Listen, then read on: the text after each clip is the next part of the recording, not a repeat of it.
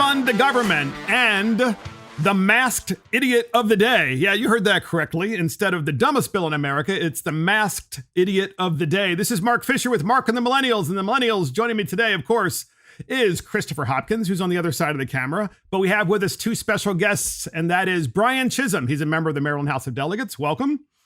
And Matt Morgan, also a member of the Maryland House of Delegates. And we have them here on this podcast because we are discussing Defund the Government. Why are we discussing Defund the Government? Because believe it or not, as Baltimore City continues to fall apart, the businesses in Fells Point have said, according to the Baltimore Sun, they are threatening to withhold taxes if Baltimore does not address crime, drug dealing, and other issues. So just from the Baltimore Sun, more than 30 businesses and restaurant owners in Fells Point are threatening to withhold taxes if city leaders do not address crime, trash, and other issues they say are plaguing the waterfront neighborhood. The group sent a letter to Baltimore officials Tuesday, 2 days after 3 people were shot in the popular and historic nightlife destinations. Just to let you know, podcast listeners, Fells Point in Baltimore City is this really cool, historic, kind of trendy area that everybody loves. And if you have people being shot in Fells Point and they're not picking up the trash in Fells Point, there aren't very many places left in Baltimore City where you can actually go and, kind of have fun. And it's really kind of a sad thing. I don't say that because I think it's a good thing. I think it's because it's really sad actually having been from there and born and raised there. So 2 days after 3 people were shot in the popular and historic nightlife destination early Sunday morning, complaining about blatant drug sales, public drinking, and other problems they say are happening in plain sight while police are handcuffed from enforcing the law. So this podcast is called Defunding Government because we finally have a solution to the whole defunding the police movement and the breakdown of the social order and the breakdown of basic services in America's legacy cities. You know what that is? Taxpayers saying, if you're not providing the basic services, I'm not going to pay you any taxes. In fact, I'm going to withhold those taxes, not permanently, but I'm going to escrow them and put them in escrow until such time as you fix the problem, because fundamentally that's government's minimum job, right? Is to be able to provide basically public safety and trash pickup. So here's Fox 5 reporting on this issue in Fells Point. People need to hold their children accountable. Parents need to know where their young people are. We have to have a better sense of community accountability as well. If you're making sure that the families and the community hold yourselves accountable, but isn't that your job as an elected leader to make sure that this doesn't happen? I think that what you guys have to understand, in your station in particular, this is also a cultural thing that we have to do. The police department, our city agencies absolutely have to hold people accountable. But what Baltimoreans say, and what you would see when you talk about people who have lived in Baltimore as long as I have and been here and understand the street and the street culture, is that we have to have a community sense of accountability. Yeah, so we need a community sense of what to do. So look, this is a problem nationwide. We are picking on Baltimore because as Marylanders podcast listeners, we have 3 members of the House of Delegates present to be able to talk about this issue, because this is happening in Illinois. It's happening in Los Angeles. It's happening in San Francisco. It's happening in New York City. It's happening in Portland. I mean, it's happening all over the country. So what say you guys about this idea of defunding government? I know you're not going to believe us, but actually, I agree with Mayor Scott on one thing. It is a cultural shift, and the culture that we've developed in Baltimore City and throughout some of the other cities you just mentioned, where it's the destruction of the family unit. 90% of every kid in Baltimore City is born out of wedlock, and if you don't have control of a family, then of course they're going to end up on the streets. And I hearken back to a year ago when State's Attorney Marilyn Mosby came out and said, we are not going to prosecute these low-level crimes, which include trespassing, prostitution, or what they call drug dealing, sex work, whatever that is. But so if you have the Baltimore Police Department knowing that they can arrest somebody that's not going to be prosecuted, then of course they're going to stand back, and now they feel like they've been handcuffed, so to speak, on controlling the crime. So now crime is out of control in Baltimore City, and I think it's smart on these businessmen and women to come out and say, you're not providing the services that we pay for every day, the services that we need in order to operate a functional business in your city that offers opportunity. So now we have it all collapsing upon itself. And would you go there? I wouldn't. Here's what I love about this, Matt, is that instead of the businesses saying, you know what, we're just going to pick up and move, which of course you couldn't blame them if they did, and they moved out of the city and across the county line, and you could do that in any of these legacy cities across America. Instead, they're using something that's really different and very full of leverage, which is we have the money, you don't, you need our money to operate, you're not giving us what we want, we're going to hold on to it. I love it. I love the issue. I love them fighting back. I mean, they're saying, yeah, we'll pay it. We're going to escrow the money until you get what you promised. Exactly. And that seems really, really smart. And hopefully it'll take over, maybe create a wave for the rest of the country. I've seen out in San Francisco where a bunch of Walgreens are just shutting down left and right there because they failed to prosecute any theft under $1,000. So people are just walking into these retail establishments and cleaning out the shelves. And there's nothing for the business owners to do. Exactly. And then they wonder why the businesses leave. Yes. And then they say, well, cancel the police. And here's the thing. We've heard cancel the police all through 2020 during the peak pandemic. We still hear it today. In fact, in 2021, in April, MSNBC interviewed the Baltimore City's mayor, Brandon Scott. And Brandon Scott was so happy because the legislature in Maryland, you guys are legislators, the legislature in Maryland voted a whole series of bills, which together combine's purpose was to cancel the police and really, make sure that they couldn't do their jobs because the police were bad and the criminals were good. Here's Baltimore Mayor Brandon Scott on MSNBC talking about in April how happy he was with what the legislature did to cancel the police and how he's going to reimagine it for his city. Here it is. On this, I'm joined by Brandon Scott. He's the Democratic mayor of Baltimore, a man who some mayor call reckless and crazy for the things that you would actually like to do with Baltimore police. You obviously have been called that by the governor.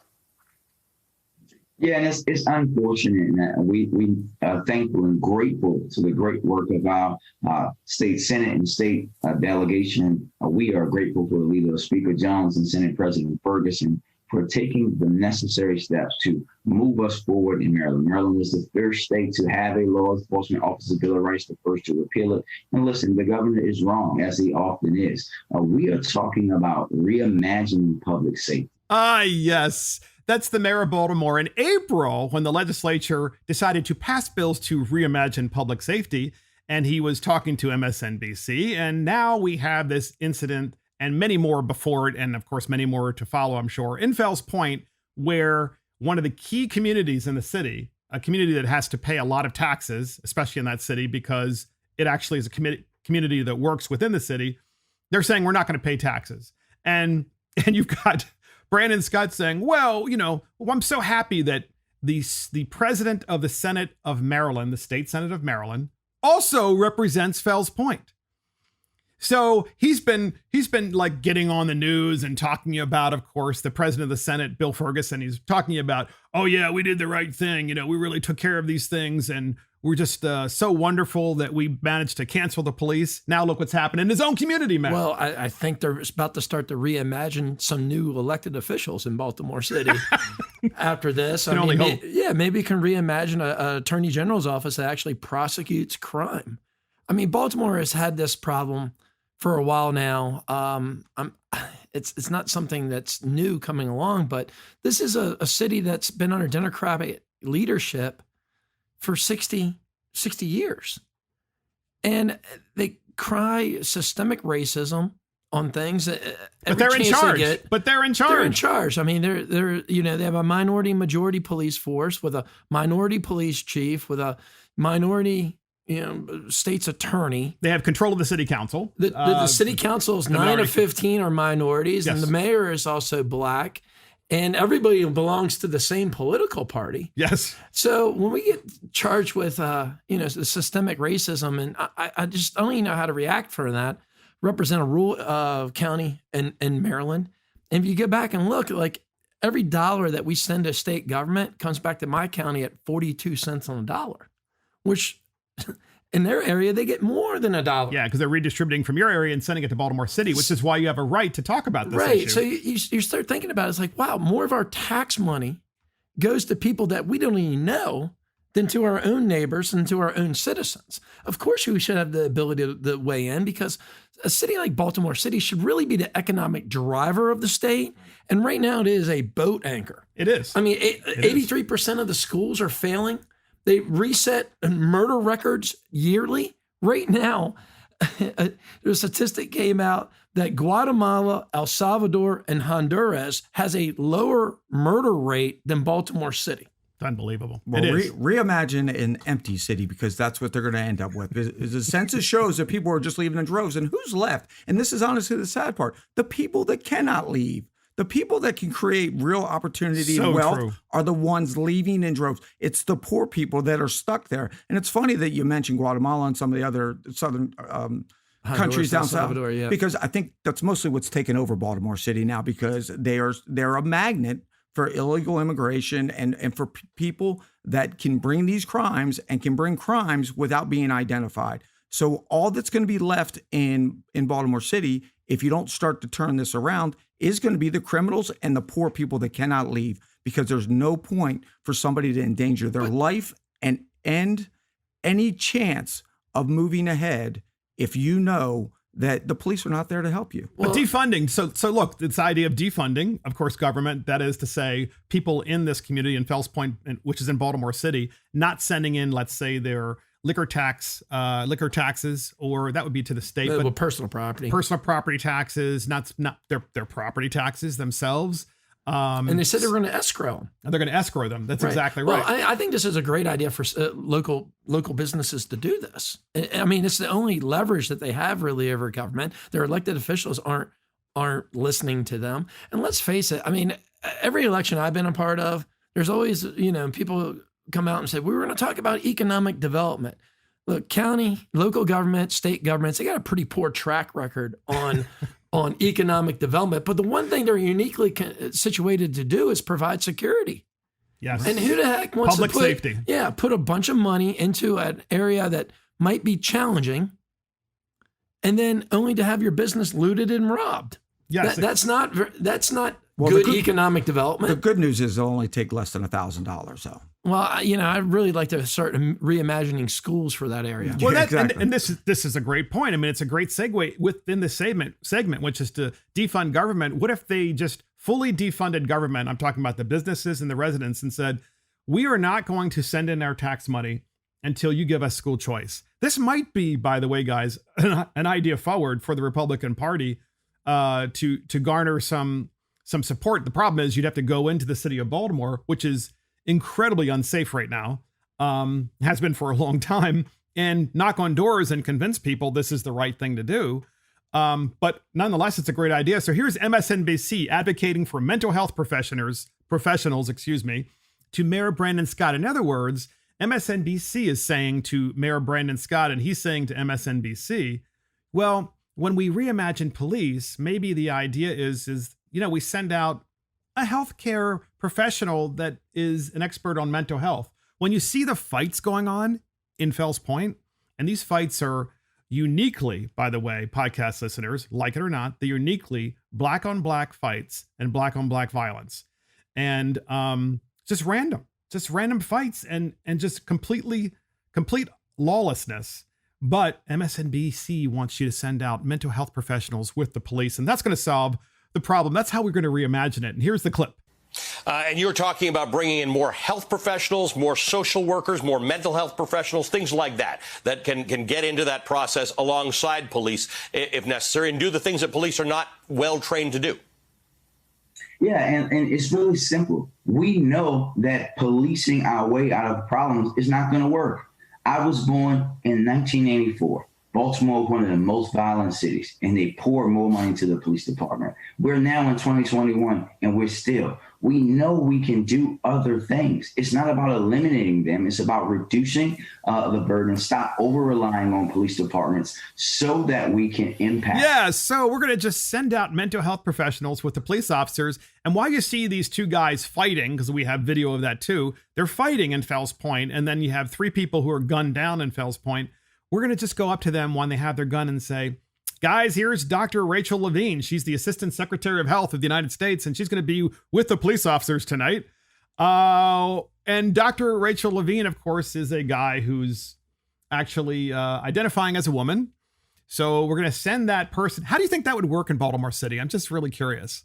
When you reimagine police, you send in Dr. Rachel Levine as a mental health professional in the squad car with a cop, and they walk up to the bunch of black guys, and say, "Hi, I'm Dr. Rachel Levine. I'm here to help you." I think that program's called Hug a Thug. Yeah. There's a Hug a Thug program. Hug a Thug.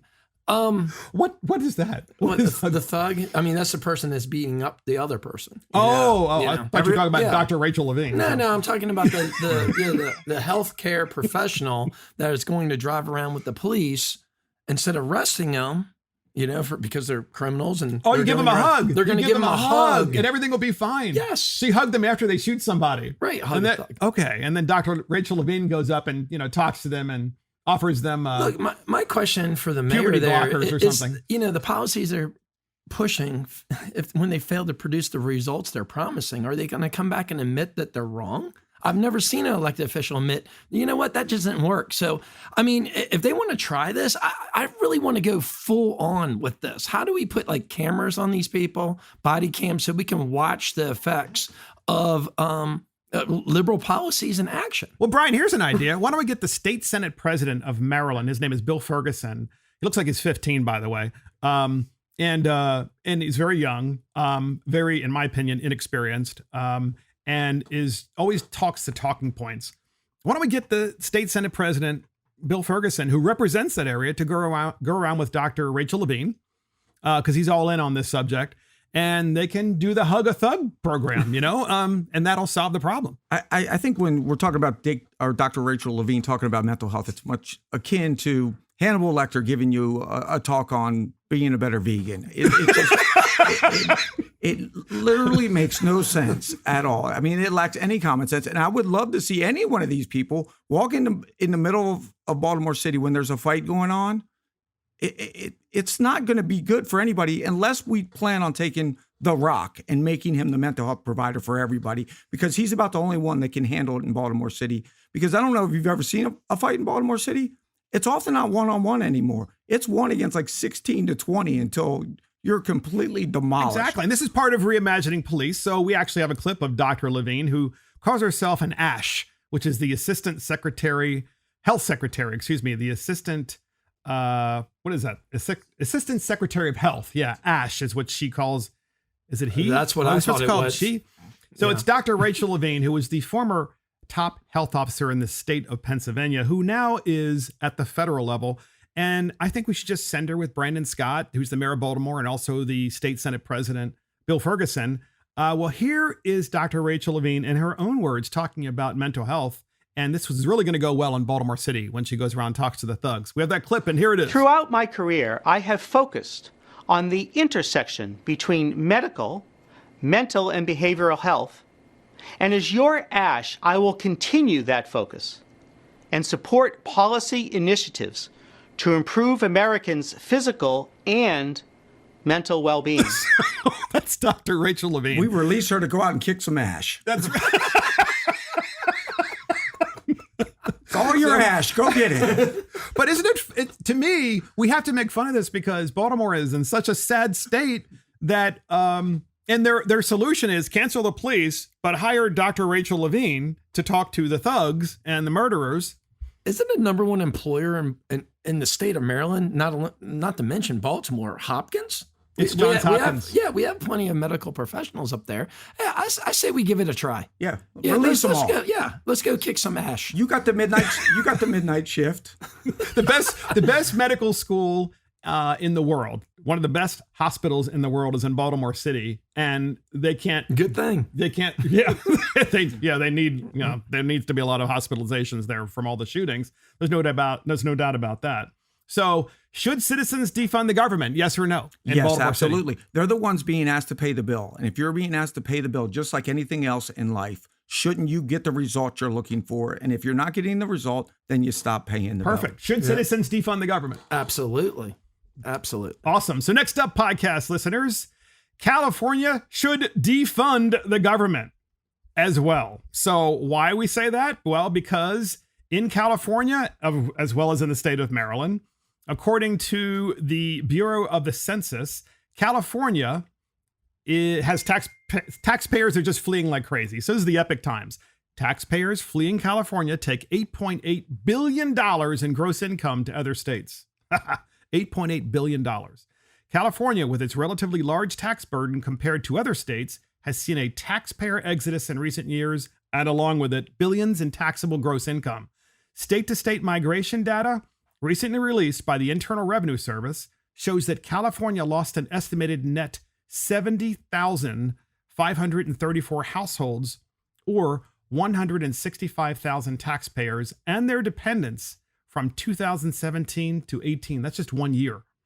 With those fleeing taking around $8.8 billion in net adjusted gross income. And then another article, blue states. Taxpayers fleeing blue states take $26.8 billion in gross income to red states. And guess what the top states are, guys? Florida. Guess. No, this are leaving California, New York, New Jersey, everything in the Northeast. So Democrat-controlled California, 167,000 lost. New York, 153,000. Illinois, 82,000. Followed by New Jersey, 26,000. And guess Massachusetts, 26,000. And guess who's next?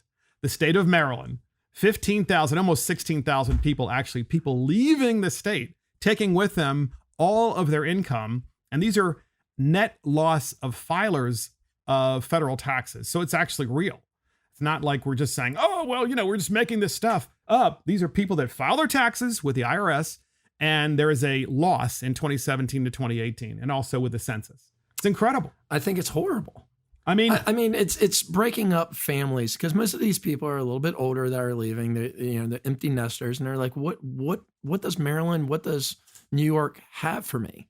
And they're New Yorkers and they're Marylanders, and they're proud of their home state, and they move to areas that are frankly ran better. But here's the thing, guys. We have a pretty substantial California audience, Mark and the Millennials. And that's in part because we did a podcast segment on the California exit tax, which has 750,000 views on YouTube. And we're very proud of that. But the thing is why don't the California citizens defund their government as well? I mean, what do you think? Let's talk to California, because this is going to be a separate segment that's going to go out there as well. Look, it's as simple as this. And it really is this simple. Money is always going to follow the path of least resistance. And the sad thing about California to me is it is a beautiful state. There is so much beauty there, but people are being forced to leave because they can't pay the bill anymore. So at some point, once again, the producers have the right to say, what am I getting for my dollar? And they're not getting the result they're looking for. So they're going to continue to go. And maybe this is the perfect time for them to stand up and say, if you're not producing what I want, I am going to take my money and put it in an escrow account, or demand that you give me the result that you promised. Absolutely. Thoughts on this? Well, I think they just need to band together. I mean, it's a great idea in theory. This is a movement. I think this could be a movement. Yeah. And I mean, it's also, by the way, Matt, this is a dangerous movement too. Let me tell you why I think it's a dangerous movement. It's a dangerous movement because if enough people started doing this, the country could collapse, right? If people said, imagine if 100 million people decided they weren't going to pay their taxes and they were going to escrow them. What is the government going to do? Send in the military? That's not going to work, right? I mean, are they going to take your bank accounts and block them? Well, that's not going to really work either, because then you have revolution. Right. Well, we're all for, more people keeping the money they earned. Right now, the biggest problem is the government is promising security. They're promising education. They're promising transportation, and they're just not delivering on those promises. And California is probably the poster child for that. Now they're having a recall election with Governor Newsom. Yeah, let's defund California until they open up the schools. Absolutely. I mean, that's the right thing to do. I mean, and change only happens through conflict. So, if you're going to pay, you should get something in return for What do you think about this? Well, like California you said, Mark, well, I'm going to bring it back to Baltimore City. 84% of the schools are failing. Would you invest in something if you thought you had an 84% chance of failing? No, never. Not in a million years. And we dedicate in the state of Maryland $15,000 to $16,000 per student. I think it's $15,800. And I think that money should follow the students so they can go pick the successful schools that they wish to go to. If you want to prosper in life and you want to be successful, you do need a solid education. And if you only have a 16% chance of getting even a decent education in Baltimore City, how is that fair? How is that a good use of taxpayer dollars? And they should have the ability to say, this is my money. This is what I earned. I wish to spend it where I want, especially on my children and their education. But we can't promise that in many parts of Maryland. Here's an idea with all these woke corporations out there, like, Coca-Cola. And that is why don't they withhold their sales tax payments to the state or to the states instead of giving money to BLM, where the BLM leadership buys their own mansions? Why don't they just withhold the money and say, we're going to withhold the sales tax money until you implement school choice? I mean, that would actually be something that would be useful. I mean, that'd be a useful defund the government idea, right? Well, unfortunately, the majority party that's in control of places like California and Maryland, for that matter, they don't agree with school choice. And matter of fact, you're just bringing it up. God, that sounds almost racist. They won't let it happen, though, until you defund the government. I mean, that's the whole point, right? Well, everything falls into three categories for them. It's either racist, sexist, or climate change. And I think there's no solution there. That's my explanation for Dr. Rachel Levine. It's got to be climate change, But no solution they ever propose doesn't include more power for themselves. Their honest answer to that question was, well, if one fails, they must all fail. That's what they stood on last year. Well, it's not our party. If we give them an opportunity for freedom to choose, that's busing because we're asking them to leave a bad school. Well, right now, I think as conservatives, as Republicans, especially in states like Maryland, where you're outnumbered, I think it's important to hold them accountable for their decisions that they're in control of. And right now, it's not our party that are keeping predominantly African-American children in perpetually failing schools. And that's a real problem. It's holding generations back, and I don't think it's right. Generational poverty, and we've seen it play out year after year after year. So get this, podcast listeners. Florida Democrats on a school board leave the Democrat Party after being censured for standing up against CRT and anti-white racism. So let me say that again. There are a bunch of Florida Democrats, I think there are several of them. They're on a school board. And on that school board, there was all these equity statements and so forth in Palm Beach County, Florida. And the Democrats on the school board had such pushback that they decided to reverse their decisions. And then the Democrat Party in that county said to them, including a congressional candidate, said to them, you know what? If you guys don't implement CRT and this anti-white curriculum, then we're going to censure you. So they were censured and they said, fine, we're just going to change party affiliation, in which case they did. Good. So they left the Democrat Party. And so this brings up this whole issue of CRT across the country. And podcast listeners, I know you've heard us talk about this before in other podcasts and so forth. But what's interesting is we always try to bring in China on this issue as well, because Maoist China really did the same thing. And I'm going to talk to these two delegates about this issue about CRT, because it's like going full flavor here in Maryland across the various school boards and school systems. But in Maoist China, there were these things called struggle sessions. And struggle sessions were a form of public humiliation and torture used by the Chinese Communist Party at various times during the Mao era, particularly during the years immediately before and after establishment of the People's Republic of China, the PRC, and during the Cultural Revolution. The aim of these struggle sessions was to shape public opinion, as well as to humiliate, persecute, or execute political rivals and those deemed class enemies. So hear me out on this. In general, the victim of a struggle session was forced to admit various crimes before a crowd of people the crowd would then verbally and physically abuse the victim until the victim confessed during the struggle sessions that they were wrong, that they owned too much property, that they were too successful, that they were criminals against the state. And that, of course, is all about class struggles and classicism, which, of course, is Marxism. The difference is that in modern America, they're using CRT to use race to get to Marxism instead of classicism. But some of it's classicist too, because if you actually read these documents, you'll see. So before we go to the delegates, we want to play in Loudoun County, Virginia, where they are all in on critical race theory. There is a survivor of Mao's China who's now an American citizen, who provided testimony at the Loudoun County Board. I think it was either the Board of Supervisors or it was the school board, probably the school board. And good for her. We have a clip on that. It's a minute long, so it's a little long, but it's worth listening to because this is from someone who's been there, done that. We have that clip, and here it is. I've been very alarmed about what's going on in our school. You are now training our children to be social justice warriors and to loathe our country and our history. Growing up in Mao's China, all this seemed very familiar. The communist regime used the same critical theory to divide people. The only difference is they use class instead of race. During the Cultural Revolution, I witnessed students and teachers turn against each other. We changed school names to be politically correct. We were taught to denounce our heritage. The Red Guards destroy anything that is not communist, old statues, books, and anything else.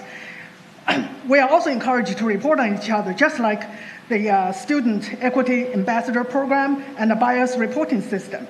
This is indeed the American version of the Chinese Cultural Revolution. The critical race theory has its roots in cultural Marxism. It should have no place in our schools.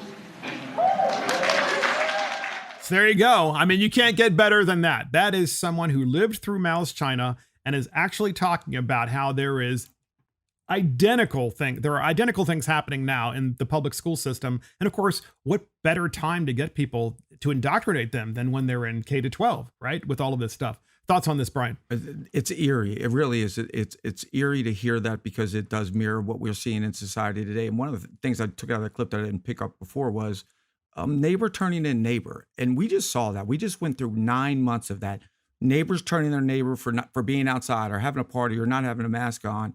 And what are those that do not learn from history are doomed to repeat it. And we have far too many people now that are buying into this whole idea. Because they haven't learned history. You should be ashamed of who you are rather than being... Because we're changing history. We're knocking down statues because we don't want you to learn about those statues. We don't want those to be teaching moments about bad things that happen in history. So therefore, you don't even know that they happen. We don't want to teach history. We want to teach only history about equity, which is equality of outcome.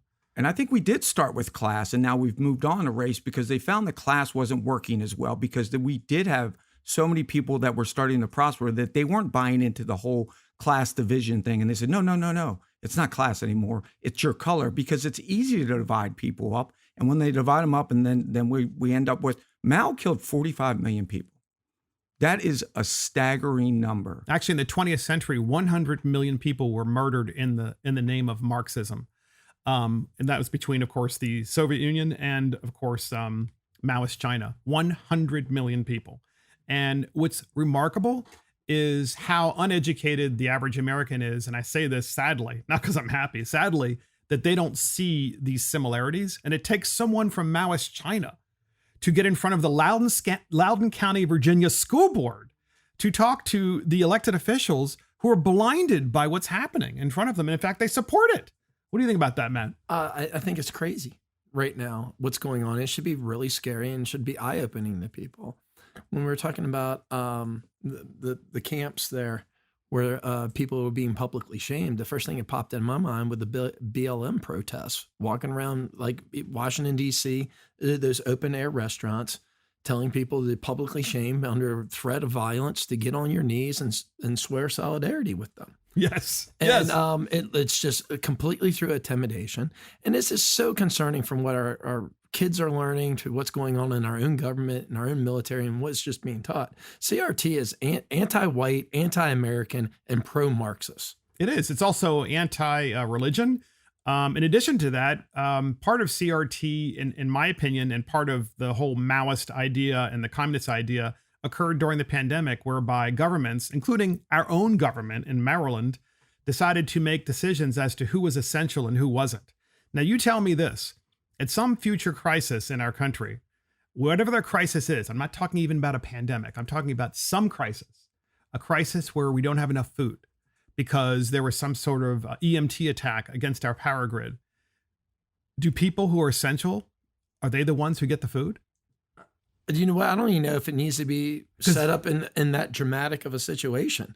I mean, they've floated ideas as like, well, we've locked down for COVID. Could we lock down to solve climate change? Yes, good point. I mean, good point. And you're sitting here like, well, they couldn't do that.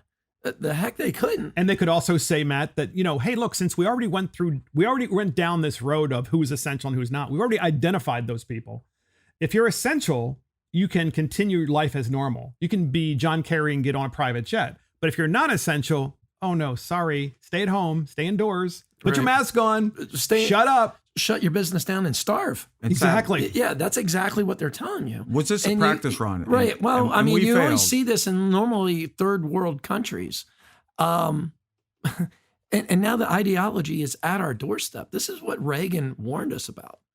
And it's very, very concerning. Very concerning. What did he say? Freedom's only one generation away from. And you hit on it earlier when we were talking about the kids, and that's why they start there, because once they've got the educational system, they got the culture. And going back to culture, it's hard to change somebody's mind because that's the formative years. So we get them from 1st through 12th grade. And sadly, going back to your point earlier, we're the ones paying for it, the ones that are totally against this, but we're paying for it through taxpayer or tax dollars for my kid to be indoctrinated. And that's why we're talking about this in this podcast. This whole theme through this podcast is, how do we affect the change that we want when we know that it is correct, namely school choice, as well as stopping this defunding the police nonsense. And namely, it's defund the government. Well, it's telling people to withhold their tax payments. So until we get the change that we need, because the people that are keeping, in my opinion, and I've said it before, and it's totally politically incorrect, the people that are keeping the black community on the plantation are the liberals. Well, the same people that owned the plantations before. Teaching children to hate themselves, to hate their country, it's divisive, and it's not worth a single dime of taxpayer money to put behind it. And really, it starts with some leadership, right? I mean, three of us, we talk pretty regularly about this kind of stuff, but it starts with your political party, and I'm kind of wondering where some of the Republican leadership is. Well, it's selfish. It's honestly, it's selfish because it's all about elevating themselves, but doing it in a way because they're afraid to take on the fire or the fight. Where is the Republican leadership? Why don't we hit that? Go hit that, Brian. I want to hear it. I have no idea. Well, I mean, you asked the question. Where are they? I don't know. I mean, they'll sit there and argue about like little things. Like locally in my county, we just had this big argument across a whole board of county commissioners, Republican county commissioners, on whether they should fund the football fields and replacement with AstroTurf versus increasing teacher salaries for schools that are closed. And I'm like, well, what about some of the curriculum choices our kids are making? Is there a third option? Do you want to address that? So is it, again, it's a Republican Party that's really lacking some leadership. Because at the local level, let's face it, okay, and this is not going to be also politically correct. At the local level, for the most part, people who are elected at local government level, they are some of the most important elected officials because they control budgets and they control budgets of schools and school systems, but they also tend to be the least informed elected officials as well. They try not to be political, and what really eats them up are the political people at that point. Yes, they eat them alive. Yeah, they just absolutely eat them alive, and they can't try. But looking back on it, the person that understood this the best was President Trump, as far as pushing back and understanding the cultural significance of some of these programs and some of these challenges. And I think that's the popularity of Governor DeSantis now, because Governor DeSantis has the backbone and the wherewithal to say, this is horrible for us, and I'm going to stand up and fight. And now you have people from across the country now gravitating to him and his message, because there's a lot of people out there like us, even though they try to tell us there's not, that gravitate towards this, that want to hear the message that your opinion matters, your thought matters. We're not going to let some overarching government educate your kids and tell you who can succeed. Defund the government. Defund the government. That's the answer, right? It needs to be defunded because, I mean, there's just a huge problem with this. And one thing you'll notice about it is the last 10 years, I say, maybe since the George Bush administration, every election seems to be the most important election. Have you noticed that? Oh, yeah, of course. This is the most important election of our lifetime. Why? It shouldn't be, right? I mean, it's true. If you're following the Constitution, the government may be able to implement smaller ideas, but every election shouldn't be. Well, that goes also with all the spending, because clearly that's probably let's take the power away from the government, and you know what? We'll call it freedom. How about that? That's true. So get this, podcast listeners. A Virginia teacher won't use preferred pronouns, so we think that we should send Dr. Levine to have the teacher learn some mental health issues. So in Fox News, actually it's not, it's the New York Post, excuse me. A Virginia teacher in Loudoun County who wouldn't use preferred pronouns gets outpouring of support. A gym teacher in a progressive Virginia school district, which is Loudoun County, Virginia, who was suspended and then reinstated after refusing to use transgender students' preferred pronouns. These are, by the way, children. So a teacher who is an adult who refused to call children names different from their biological, of course, assignment, after refusing to use transgender students' preferred pronouns, received an outpouring of support during a raucous school board meeting Tuesday. Byron Tanner Cross was suspended after he said at a recent Loudoun County Public Schools meeting that he wouldn't recognize that a biological boy can be a girl and vice versa because of his Christian faith. Keep in mind, he's saying this as an adult and as an educated person, as a teacher about children, because this is what your school systems are focused on now. They are focused on transgenderism and gender dysphoria and critical race theory, by the way, instead of teaching your children actually math and science. You guys know about this story, podcast listeners, but these guys, the two delegates, know about it as well. What do you think about this teacher? And do you think more teachers, if they started to speak up, we would have the changes that we need? Absolutely. And good for him for standing on principle and understanding, as a gym teacher, the difference between a boy and a girl. I mean, let's be honest, because if you can't identify a boy or a girl because they choose to be the opposite, I mean, it gets really tough when he says we're going to have, line up boys and girls and then everybody's confused and everywhere. I think that it's one of those examples, though, where if you stand up, you'll start to find that you're standing on principle and people will start to back you. And what's interesting is in high school, when I was in high school, I went to public high school, no surprise. And we had a high school spirit day. It was one spirit day. And the thing was like the really outrageous thing to do during high school spirit day as a junior or senior, because it was only available to them, was to dress in drag, because everybody's like, oh my God, oh my God, look at that wig. And can you imagine doing that today? I mean, you would get in huge trouble because now people apparently are doing it every day. So every day is high school spirit day, but they're actually serious about it. I'm so confused. Brian's speechless. Well, we've had bills on this in the General Assembly, especially on the committee that Delegate Chisholm. You guys are on the committee that deals with the subject. So we had a bill dealing with how doctors use pronouns with their patients. And I mean, when you're telling a medical professional to use somebody else's gender and it was offensive, and I mean, it's really it's hard. You got to put yourself in that person's position. Are they doing it to be offensive, or are they doing it as a matter of like fact or science? Yes. This whole pronoun thing, it has a huge potential to have really meaningful things, because I'm confused. Like, so if you have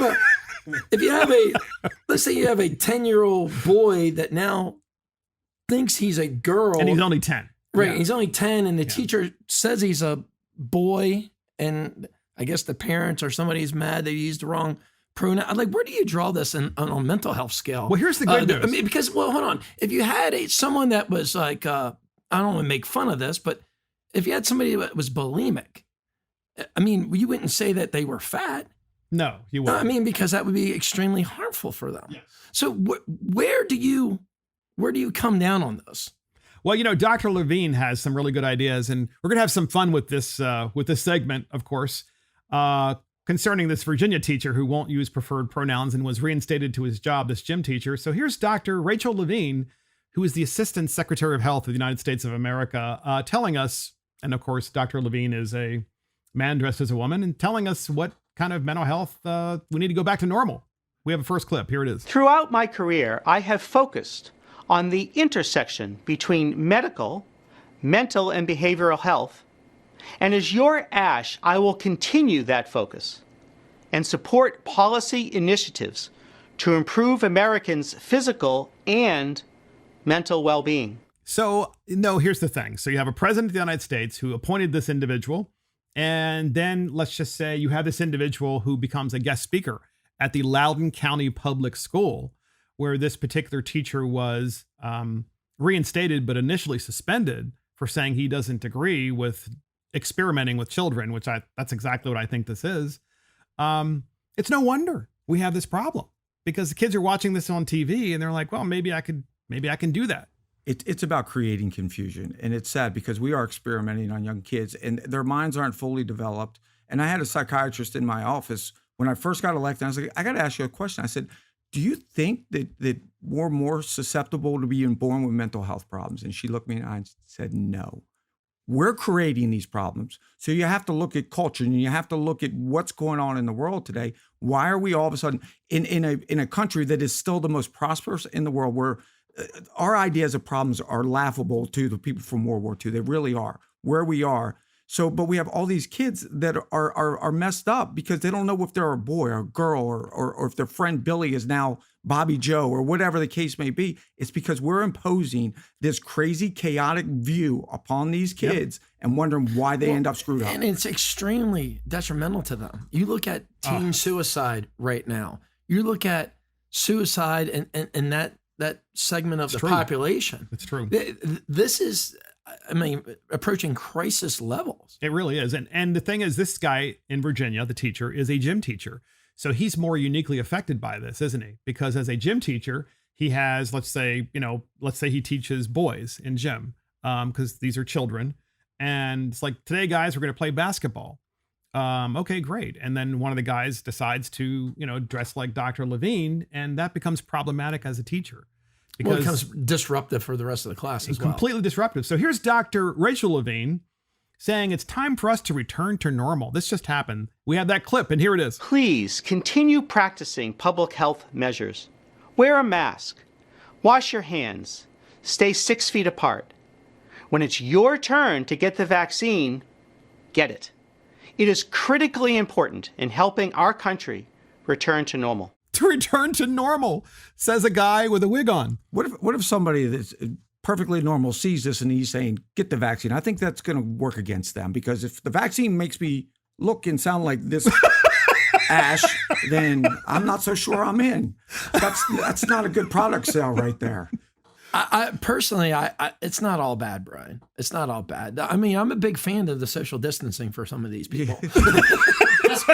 Please keep 6 feet away, Dr. Rachel Levine. Please keep at least 6 feet away. Dr. Rachel Levine also said there's a startling rise in mental health issues in the United States of America as a result of the pandemic, among other things, of course. And we must address the underlying mental health issues. This is Dr. Levine in our final clip of this segment. Here it is. We are also seeing a startling rise in opioid addiction and mental health issues during COVID-19. Addressing these underlying issues is critical towards moving forward as a country. Yeah, so we can't move forward as a country until we address the underlying mental health issues. Well, first of all, I have to say, mental health issues that are legitimate, and they must always be treated as such, I think, we take that very seriously. All of us do. But here's the problem. It's the messenger. It's the messenger. And then we have, again, this Loudoun County school teacher, and he's sending one message, which is, in my opinion, the right message, which is this doesn't belong in school with children. And then we have this person who is a health official lecturing us about mental health. Well, my opinion is when you walk through the school doors, there is a certain expectation of your behavior, of how you act. You are there to learn. This is not good for our country right now. And like we were talking about earlier with the mental health, and I mean, this country has a problem with depression, and it needs to be treated seriously. I know in the state of Maryland, we did a lot of stuff as far as trying to handle and make things better, to deal with the opioid situation. Yes, of course. And all that got just thrown on the back burner because of COVID. And it's been really like a lost year and a half, 2 years. It's out of the public mind now. It's still there, and it's detrimental for our entire society, and it needs to be addressed. The underlying issues are right now being caused by government. They are being caused by government because you have someone, as I said, I don't think that's appropriate to have someone in Levine's position in that particular situation, because once again, you're a child, let's say you're in K to 12, and this is what you see on TV. To you, that is being normalized, and you're thinking to yourself, well, why don't I just try that? And that's not good. And it's in direct contradiction to factual biology. And that's what confuses a kid. I know it's confusing me. How dare you use common sense? He sounds like a man. He looks like a man, but he's got long flowing hair. I mean, the kid's confused. And he keeps saying the word ash. I don't know where. So I would. There was a song named Lola about that. I would encourage kids not to watch this woman, man. I don't know. Okay, we'll leave it there. So next up, podcast listeners, we have the masked idiot of the day. That's right. We have the masked idiot of the day. We are way past peak COVID. We're way past, as far as I'm concerned, this pandemic. You have the opportunity to get a vaccine if you want to. There's no longer wait. You don't have to wait in line anymore if that's what you want to do. And according to Dr. Marty Makary, 150 million Americans anyway probably have the COVID immunity, the immunity because they've actually had COVID. Herd immunity. Herd immunity because they didn't even know that they had COVID, or they did, and of course they have the antibodies. And that's true. And that's because you're not seeing the reinfections. So I was at public schools and a private school recently. By recently, I mean today, and the kids were outside and they were wearing masks outside. So our masked idiot of the day isn't the children in the public schools because they don't have a choice. So we're not going to pick on them because it's the teachers and the administrators, the union, and the health department and the unions that are trying to scare people. But we do have a teenager who's at a resort at a hotel, and he's swimming in a swimming pool with a mask on, right? Like a COVID mask on. So we have that clip. There's nothing really to hear, but we're going to talk through this. And Chris, our producer, is going to play this clip, and go ahead and play it, Chris. And you can watch this on YouTube. You can't see it if you're listening to the podcast. What do you guys think about this? This dude is swimming in the swimming pool with a mask on. Well, if you remember, if you peed in the pool, it used to turn green, is what they told you. But we outlawed that. So I think the mask is to guard against peeing in the pool is what I would suspect here. Because if you're just wearing a mask, or if there's a floater in the pool, you might want to wear that mask. You need the mask for sure. Of course, you can't breathe, but. Well, I mean, if he's really concerned about it, he can't breathe underwater. So, I mean, I think he should go all out. Maybe try it instead of the mask, maybe a plastic bag. What's up? There are side effects, though. I mean, I don't want somebody to try this. Where's Aquaman? A plastic bag might be a good idea. Plastic bag over the head. Yeah. I mean, there are side effects. Where do you think Aquaman is on this? Because he could breathe underwater. Do you think you got to wear a mask too? Well, what if you? Aquaman is so out. It's called the Deep. The Deep? The Deep. I'm wondering if you have a snorkel and you're in a pool, right? Do you have to wear the mask and put the snorkel through it when it goes up? I mean, is that like a requirement? But then you're just breathing normal air, and that, I mean, you can get the COVID. Then you have to put the actual mask on top of the snorkel. Yeah, like a filter. Oh, that's true. I forgot about that. It probably would be required. So the masked idiot of the day, once again, it's this teenager. He's swimming in a swimming pool. We're going to show this one more time. Can we do that? And once again, we're going to talk through this. What kind of parent, guys, all right? What kind of parent would say to their teenage son, he looks to me like he's 15 or 16, 17, something like that, obviously in high school. What kind of parent says to the kid, honey, you can go swimming, but you've got to wear a mask? The same parent that voted for Joe Biden. Honey, Dr. Rachel Levine wants you to wear a mask and stay 6 feet apart in the pool, even though everybody's swimming in the same water and they're like. Maybe he was threatened with that. Look, if you don't wear the mask in the pool, Dr. Rachel Levine's going swimming with you. And that put him over the top. And Matt knows both that he and I are big advocates for parental rights. Parental rights. Yes. Sometimes I question that. I don't know. Yeah, that's because true. We don't know if it was his parents that made him wear that mask in the pool, then I blame the media. Yeah. It's MSNBC's fault. Yeah, well, it could be.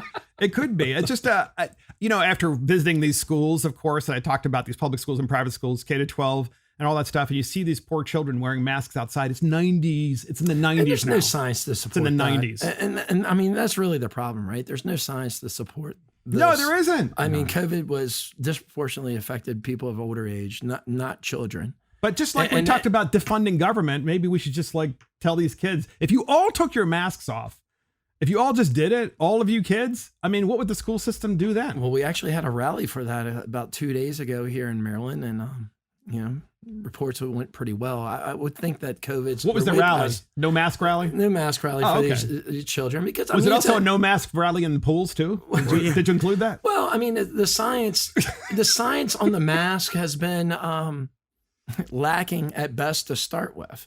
I mean, COVID, if you want to get scientific, is from small particle transfer, not large water droplets. Absolutely. So, I mean, these cotton masks were very almost useless to start with.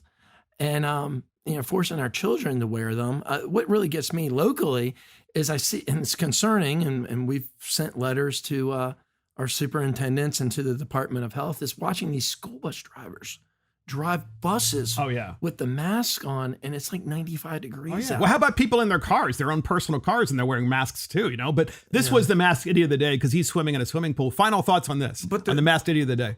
Well, when we're growing up, everybody's, I can't wait to be 18. I'm going to make my own decision. But the difficult thing about this is these kids are prone to listen to what other people are telling them. So they're telling them, you need to wear a mask or you're going to die or you're going to kill grandma.